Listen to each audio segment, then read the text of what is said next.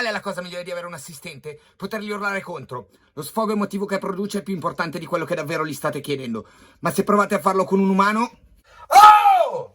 Quindi ho costruito questa mano robotica che risponde alle urla. Volete che prenda una cosa? Oh! Volete che molli una cosa?